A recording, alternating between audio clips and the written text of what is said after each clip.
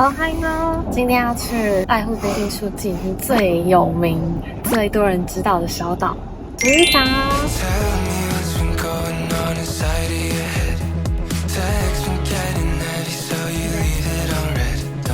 超级漂亮10月31号新开的，可爱！喜欢这个展览有一个很大的原因。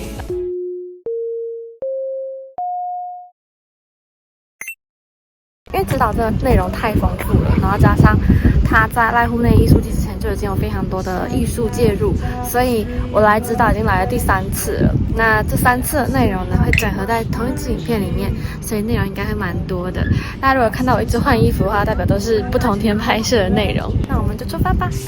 大家到高松港的时候，可以从高松港面对海的方向往左手边走，就会到这栋建筑物，然后就可以到里面买渡轮的船的门票。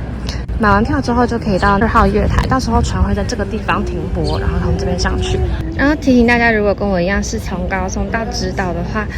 记得要买往复票，会比较便宜，总共是990块。如果你是买单趟的话，就是520这样子。去直岛的大型渡轮一般大概可以在500多人左右，高速船的话大概是80人。旺季的时候是真的有可能会客满。不管是去程还是回程，都建议尽量早点去港口，会比较保险。我自己会抓要搭的班次往前回推1小时。另外呢，票只能当天现场买，不能提前预定，而且只收现金，所以大家特别注意。身为重度晕船患者，这边可以跟大家拍胸脯保证，像直岛这种大船，只要天气不要太糟，基本上航行都非常稳，可以安稳的睡觉。而且座位都蛮宽敞舒适，幸运的话可以选到面窗的位置，等看到红南瓜的时候，就代表直岛要到啦。从船的地方一下船之后，过来这边就是案内所，可以买票，也可以买纪念品。在直岛的话有2种交通方式，一种的话是搭公车，可以在这个2号站牌这里搭，还有个循环巴士。另外一种方式的话就是租脚踏车，脚踏车的话在一下船之后的港口对面这边就有非常多间脚踏车店可以租。如果没有办法上网预约到的话，也可以直接来现场这边。像我们今天搭的是第1班船，所以一下船之后大家就会直奔脚踏车店去租脚踏车。那如果你怕租不到脚踏车，或者是网上的预约已经满了的话，还有另外一种方式是在高松港就先租好，或者是如果你的民宿就有脚踏车的话，你可以直接在港口买票的时候就顺便买脚踏车的票，那你就可以带着你的脚踏车一起上船，这样一下船你就可以直接马上开启，就不用在那边排队或者是怕租不到脚踏车的风险了。第3种的话就是租车啦，尤其直岛还有这种跟草间弥生呼应的点点车，真的超可爱。选完交通工具后，就可以开始先逛宫浦港这边的艺术作品了。一下船就会看到这个草间弥生的红南瓜，这是他2006年的作品，以追寻太阳的红光到宇宙尽头，降落在直岛港口边的理念，化为这颗红色南瓜。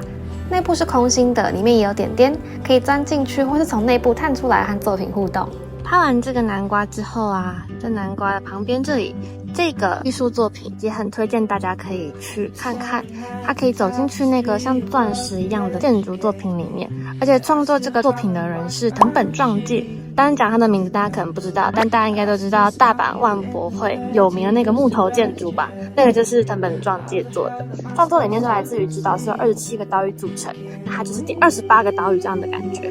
如果你从那个角度往这边拍的话，它很像飘在海上，像海市蜃楼一样，很漂亮的一个艺术作品。接着往上直走，就会看到直岛钱汤，是实际有在运作的公共澡堂。所以如果想要看内部的话，必须真的去泡澡，或是等它特别开放的时间。大竹伸朗是用色大胆鲜明、创作风格很强烈的艺术家。比如澡堂内部居然有一只大象雕塑，还有一个我很爱的巧思，让大家跟我朋友一起来猜猜看。你知道它那个怎么念吗？英文加日文。对。你好震惊，我会笑死，就是很喜欢这个谐音梗。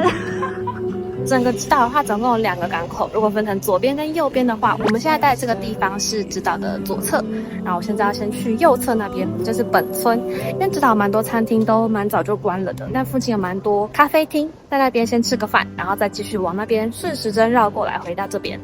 出发。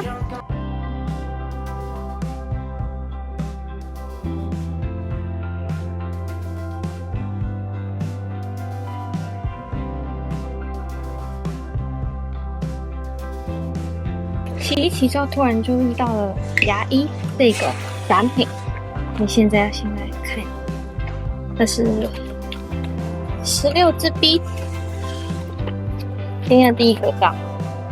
这个跟前面提到的直岛前汤是同一个艺术家，擅长异材质拼贴的大竹生廊改造了原本真正作为牙医诊所使用的建筑。从外观就可以看到非常多牙齿系列的元素。主题名称“舌上梦”表现的是当口中含着某个东西时，会依据它的味道和气味追寻梦中记忆的过程。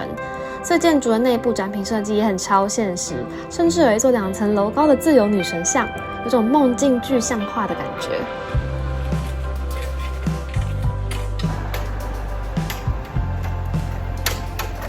我现在在本村这间咖啡店里面，这间店如果我没有记错的话，它应该也是旅宿加咖啡厅的合体。然后它店里面有卖一些很多很可爱的小东西，我觉得如果喜欢看后的话，应该蛮喜欢这里的。但在这里遇到色彩画的封面，超可爱。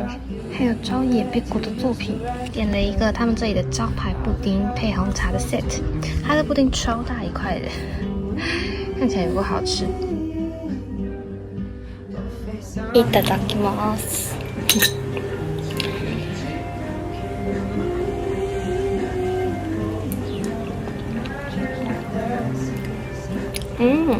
这布丁是有扎实的分量口感的那种，不是那种很软绵的布丁。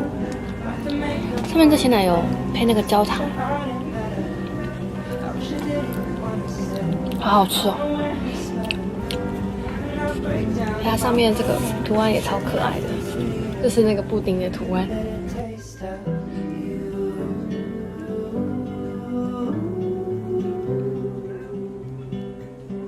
然后我现在待的这个村落就是本村，也就是濑户内海艺术季在指导的家计划主要的地方。那这边有非常多以前很古老的房子。家计划主要的目的就是希望可以透过艺术作品进入这些闲置的空间，打破了艺术作品好像一定要在美术馆里面的藩篱，让艺术可以融进生活里面。我蛮喜欢家计划的这个概念的。然后这个概念的话，其实在濑户内海艺术季开始之前就已经在推动执行的。这一切呢，就要归功到促成这一系列活动的集团贝乐生集团。那他们呢，前身是福武集团，也就是大家知道的巧莲智、巧虎的创办集团。其实直岛最开始跟其他濑户内海岛屿一样，仰赖精炼所的工业带动整个岛上繁荣的一个小岛。整个直岛本岛大概有1/3以上的面积都是精炼所。如果你从上空的地图上面看的话，可以看到北方一大块其实都是工业用地。我们大部分来直岛玩的时候，通常都只有玩中间到南部的这一块。那这半块呢，又可以再切分成一半。分别是家计划本村的这一带到港口这一带，中间就是居民居住的地方。再往下的话呢，就会是很多现在美术馆的所在地。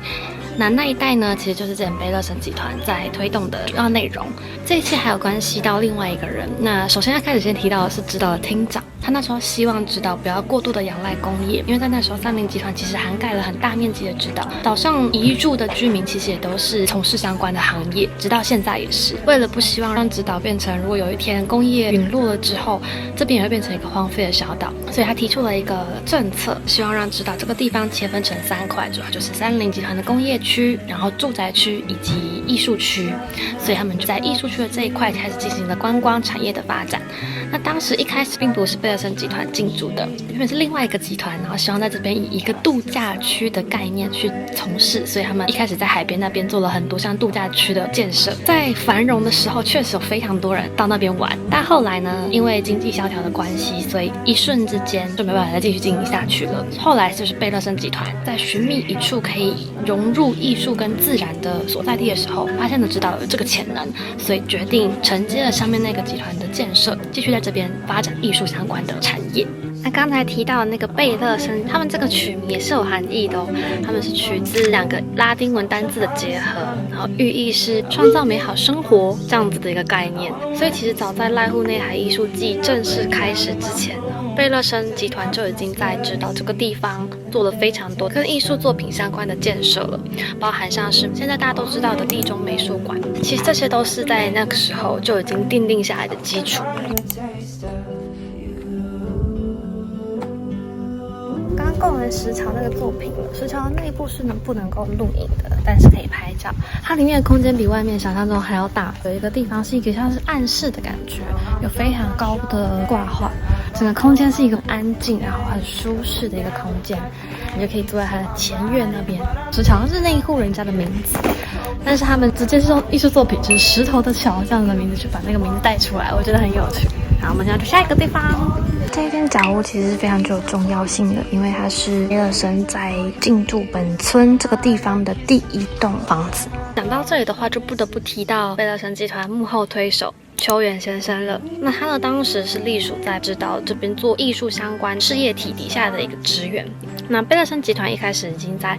指导的南区做了非常多艺术相关的建设之后呢，具体的整个细节有点冗长，但总而言之，贝勒森集团的董事长服务总一郎先生就是跟秋元先生说，如果你要让艺术品不要在这个场域里面的话，好，那你不要在贝勒森之家里面做任何事情，你在贝勒森之家以外做的事情我不会管你。所以呢，秋元先生就开始把一些艺术品移到贝勒森之家以外的地方，于是他们就在1994年呢推动了界外 Out of Bounds 的展览。那大家现在对指导印象非常明确的草间弥生的黄色南瓜，也是在那个时候一直留到了现在，成为了代表指导的一个艺术作品。那这件事情就成为了一个契机，让艺术作品开始走出馆外。于是到了1997年的时候呢，刚好贝勒森集团因缘际会下获得了本村其中一栋老宅的产权，所以他们就正式将艺术的版图拓展到本村这个聚落来了。于是现在大家所知道的家计划就正式在本村这个聚落展开了。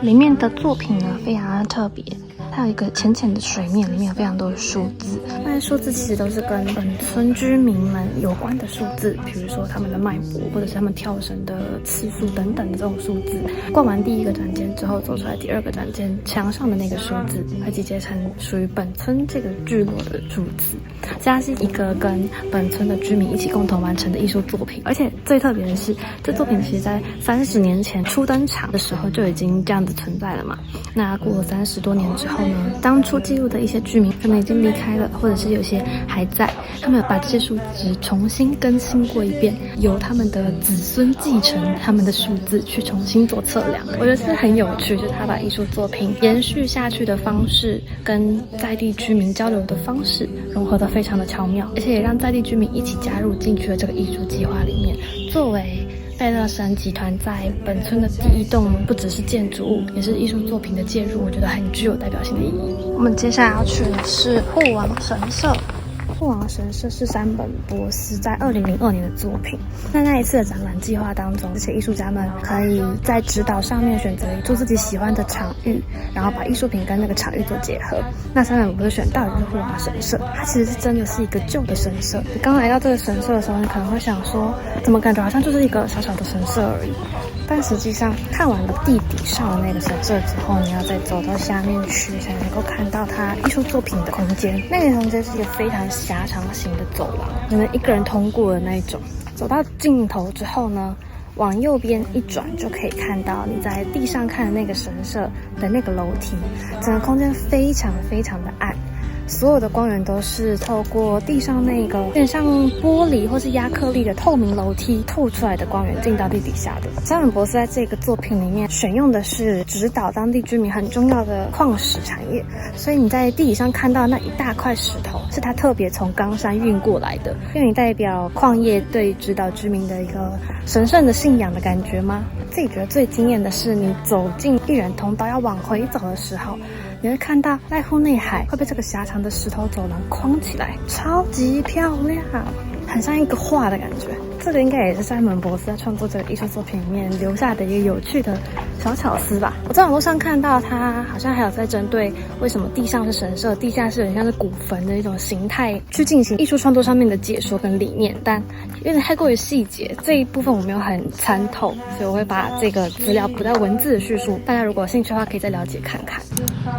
南寺是需要先预约购票进场的，但我觉得很值得，所以大家一定要来。它原本的遗址就是寺庙，只是现在那个遗址已经不在了，但安藤忠雄利用那个遗址的空间盖了这个南寺。然后在南寺那个建筑物里面的艺术作品的艺术家，跟地中美术馆的其中一个专门做光影变化的那个艺术家是同一个人，所以他就是很擅长这种光影的处理技巧。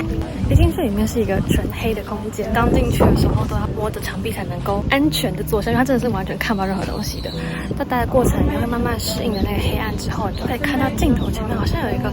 亮光，然后最后有一段时间，导览人员会引导你可以走到那个亮光去那边看。我觉得这个整个过程真的超神奇的，而且那个导览员说，那个亮光自始至终都没有变亮，它是同样的亮度，所以纯粹只是因为你的眼睛适应了黑暗之后，才能够看到这个光。总而言之，这艺术作品我真的觉得很酷，所以大家可以亲自来去看看。安藤忠雄美术馆真的很漂亮，不仅仅只是因为它很会操作清水模，更厉害的是它把清水模还有古民家融合得很好。为了要让很强硬的清水模可以融入古民家这种木造建筑里面，所以它调整了清水模的厚度，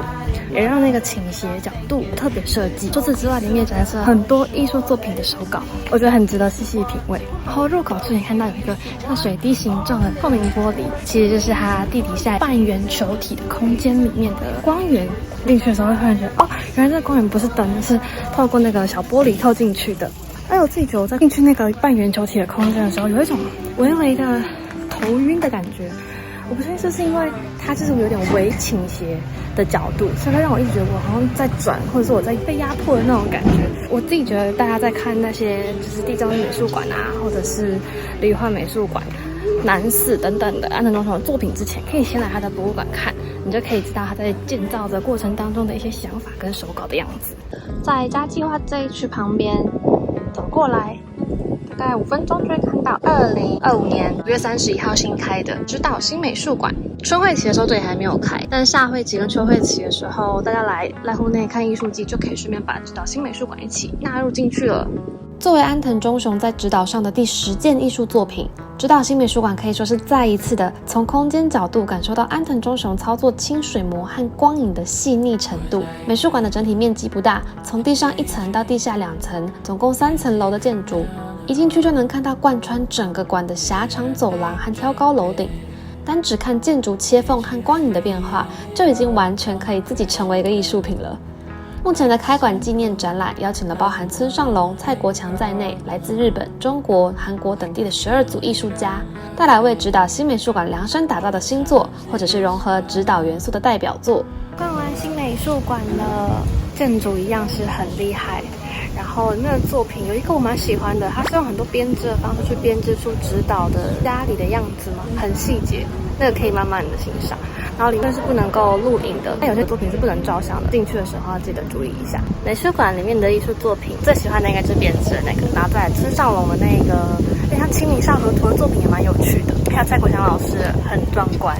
然后咖啡厅的部分，因为现在今天是第1天开幕的关系，所以目前里面还在办记者会，我没有办法进去，请大家之后来这边可以帮我进去体验一下。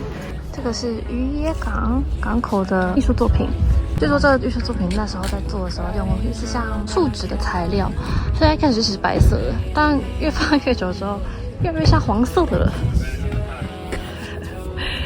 如果你没有持艺术季护照的话，可以到这间店里面买门票，还有一个共同券。就算你有护照的话，南寺的门票还是需要另外购买的，所以这个地方也可以现场买到那2个点的门票。然后里面有非常多的纪念品，我刚先下手买了2个，超可爱。我买了一个南瓜亚克力吊饰圈，但还有红色的，另外有看到有像扭蛋包装的，里面是一个超级迷你的立体南瓜，那个也超可爱。啊，另外买了一个这个贴纸，这个也是我很喜欢的直岛上面有个计划叫暖年计划，应该是2019年直岛的艺术作品，然后还把它做成贴纸样子，超可爱。本村这边除了前面介绍的这几个作品外，还有 Kinza 棋会所3分1博志的水跟 Ring of Fire 的日与夜2种版本，每个展区大概都10到20分钟左右可以逛完，建议大家可以把脚踏车停好后，用徒步的方式逛着整区，可以从中感受直岛居民生活的轨迹、老建筑的黄金岁月跟艺术作品的互动。嘉计划虽然没有涵盖本村所有的艺术作品，但初始理念却已经延伸到了现在，希望能够让这些废弃的场域、废弃的空间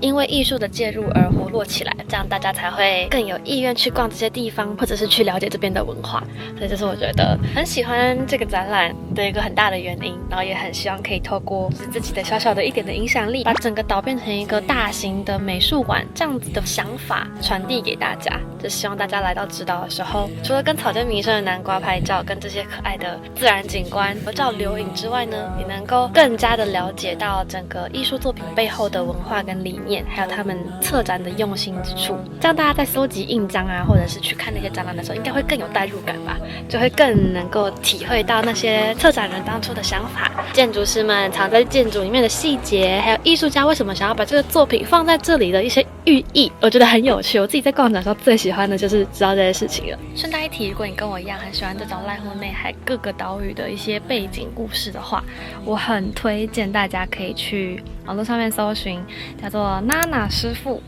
他在2022年，也就是上一届的艺术季的时候，发布了一系列濑户内艺术季各个岛屿的介绍文章，光是指导的话就有14篇。但我昨天把它全部看完了，我觉得真的超级好看。它介绍了很多除了艺术品之外有趣的内容，有点像冷知识那种感觉嘛。你如果知道的话，就会觉得更有趣。他写的方式也很口语化，把艺术讲得很好理解。如果对这一系列的介绍背景故事很有想法的话，我很推荐大家可以把娜娜师傅那一系列的文章全部看完，真的很好看。哦，对了，如果你懒得看的话，它甚至是有 podcast 有声书的那种版本，你可以一边做自己的事情，一边把它当故事一样听完，应该会对认识濑户内国际艺术季有更好的帮助，真心推荐给大家。我真的觉得好好看的，我好喜欢这种故事。如果大家有兴趣的话，我会把那个链接放在底下的资讯栏，大家可以再去看。这次的影片不同于之前的 vlog， 做了比较多的整理。一来因为濑户内艺术季真的很需要攻略，二来呢是希望可以把这些很精彩的背后故事让更多人知道。大家看完有什么想法都可以留言告诉我哦。那这集先到这，下集再跟大家分享 Bena House 还有地中美术馆附近的作品，跟我去了3次觉得最顺的逛岛流程。那我们就下集见，拜拜。